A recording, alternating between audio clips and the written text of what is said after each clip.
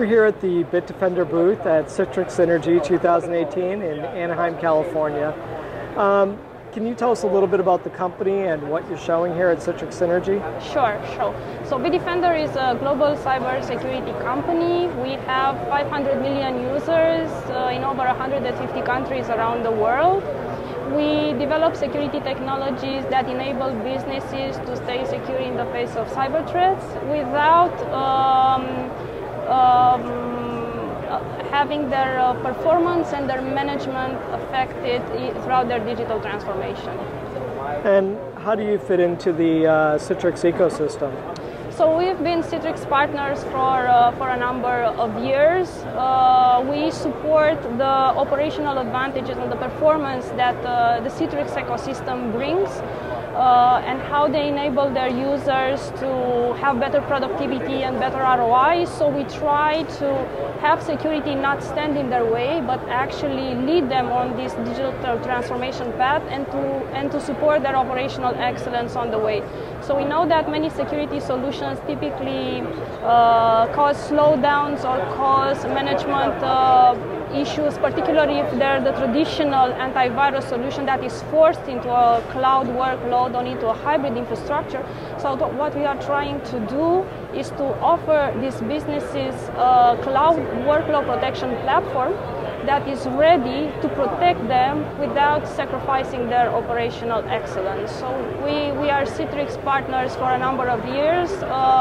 All our products are integrated tightly from the Zen app and Zen desktop level down to Zen server, so down to the Citrix Hypervisor.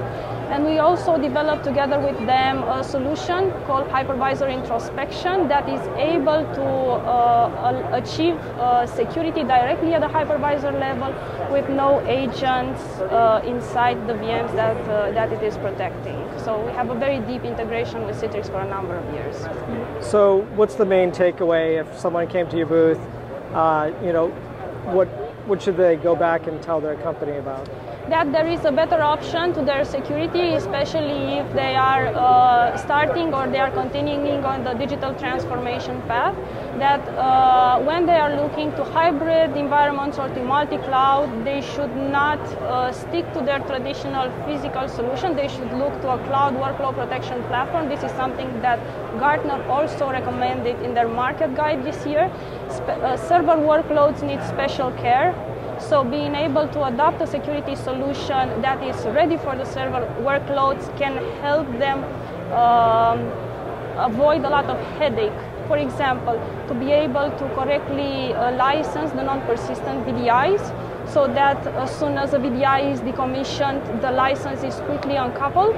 To be able to have the entire infrastructure protected under a single pane of glass, whether it's physical environments, whether it's mobile devices, whether it's VDIs or application servers, so to be able to have centralized visibility and management of the entire infrastructure, and also to be able to not have your performance affected while securing these environments, because slowdown or critical service failure is something that can get in the way of a company's productivity, and having a solution that has centralized scanning that is able to offload scanning from your VMs into a centralized location and to be able to manage that intelligently can help you achieve not only excellent security, but good operational efficiency along the way.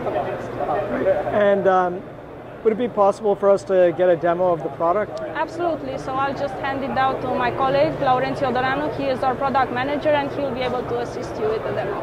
Great, thank you. So what are you going to show us? So today we're going to show a little bit about our product. So it's basically designed from the beginning to serve the virtual environments, but we also protect the physical devices as well. So today in the demo we are going to show you a little bit how the console looks like, and also try to do a live attack and how the solution is going to protect you, how it's going to show the administrators where an attack and how he should react to it. So before I start the demo, there are a few things that I want to mention. It's designed from the beginning to have the ability to follow the automation in data centers. So this is the most important aspect that we designed the solution to look at. and support the IT agility that we know that is happening today. Great. So I'm going to start the demo right now with an attack. It's basically going to try to attack a Windows 2008 server without any kind of user interaction by only employing an exploit that was allegedly leaked by NSA last year, and it was used in ransomware attacks like WannaCry. So basically what we do, we employ a Kali Metasploit machine, which we start the attack from. So in interest of time, I already opened the session. I'm going to have the configuration of what is the IP of the machine that I'm trying to attack, and then I'll try to do a reverse TCP shell, and I'll have a remote connection to that machine automatically. So basically, the only thing that I need to do, I'm going to do this SSH session. I'm going to employ the exploit, and once I'm trying to do that, it will try to penetrate this machine. Now, at this point, the exploit is trying to mess up with the memory, so trying to get a buffer overflow manipulation of the memory in order to give the TCP shell the ability to run. Okay, so we see here that the machine protected by HVI and also by SVE is going to be protected, and we see that the exploit is failing and we are not able to connect to it. So the attack tries 3 times and then it stops at some point because it fails. And then I'll show you exactly on an unprotected machine how is that going to succeed and what you can do once you are an attacker and you got a foothold inside the organization. So we can see now that the exploit completed, but no session was created, so it failed immediately. And now I'm going to try to do the same attack on an unprotected machine. You can see it here. It's a Windows 2008. It's a clone of it. And now I'm trying to do the same attack, but only changing the IP. So the IP is this one, and I'm going to try to exploit that machine. In a couple of seconds, we'll see that the exploitation of that machine is going to be successful, and we'll have remote connection to that Windows Server machine. Just need to wait a little bit.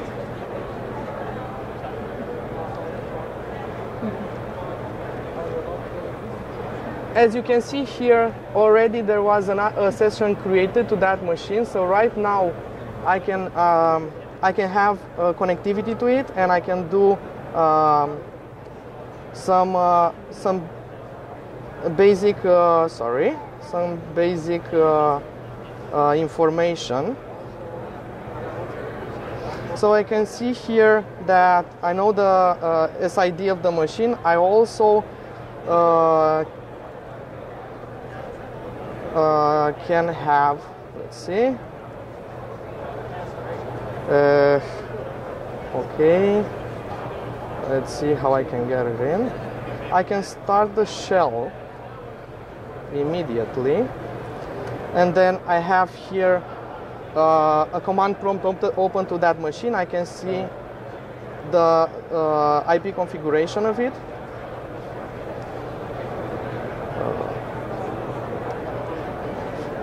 Alright, so we see that now we have connectivity to it. We can also see the files that are on those machines, and immediately I can upload any kind of information from that machine outside of the organization. Now, this is an attack that can be used in many different places, and as I mentioned, only having this exploit is going to get you the possibility to get a foothold and then have many other options that you can do as an attacker. First, and the one that we knew last year, is the ransomware attack of WannaCry, but then there are a lot of information with IP information that can be gotten out of the organization, and that would be a targeted attack which will have a greater impact on your organization. So in terms of our management console, I will show you a little bit how the detections look like. So basically we have a dashboard here which will show you some of the activity that have been going on.